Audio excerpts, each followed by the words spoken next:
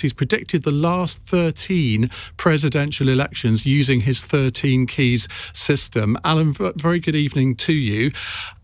Take us briefly through your 13 keys. You did this on my programme a few weeks ago, and tell us your prediction tonight.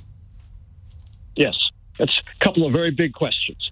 The 13 keys gauge the strength and performance of the party holding the White House. They look at midterm election results, internal contests for the party holding the White House, whether the sitting president is running, third parties, long and short-term economy, social unrest, scandal, policy change, foreign policy successes and failures. And only two keys have anything to do with the candidates, and they ask whether the incumbent or challenging party candidate are those rare, once-in-a-generation, charismatic candidates. And the way it works, if 6 or more go against the party holding the White House, they are predicted losers.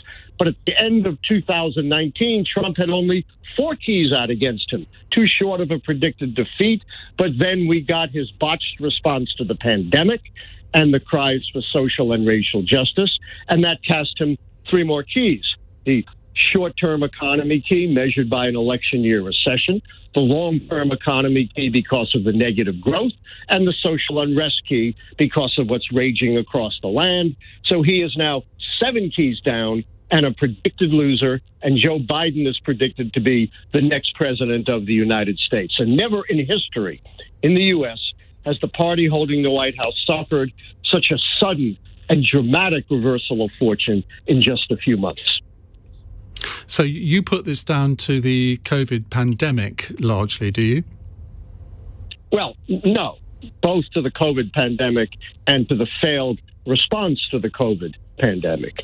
You know, Donald Trump told Bob Woodward he knew the pandemic of the coronavirus was far more deadly than even the strenuous flu, that it spread through the air. And he repeatedly lied to the American people, saying it would disappear, it's under control. He's still lying, saying we turned the corner while it's raging. So it's not just the pandemic, it's the failed response to the pandemic.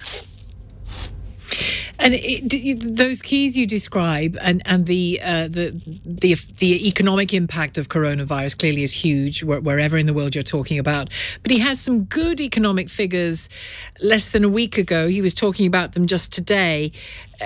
Too late for him? A, it's too late, and B, those figures are very deceptive.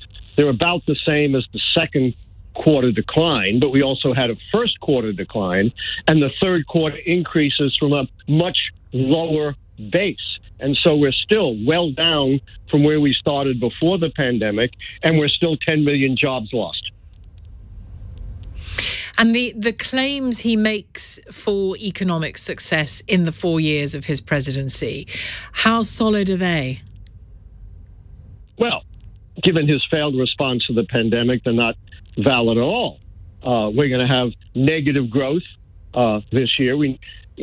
Except for the first year when Obama inherited the recession, he didn't have a single year of negative growth. He's going to be the first president in modern history to preside over a net loss of jobs.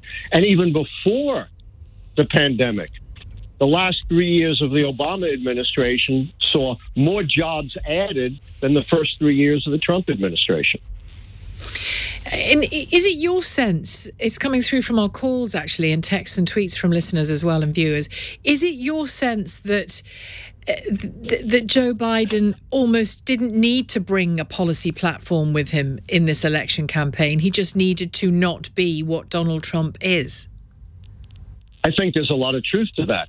I think the keys to the White House show that essentially American presidential elections are votes up or down on the strength and performance of the party holding the White House. The American people ask whether, pragmatically, that party deserves 4 more years of governance.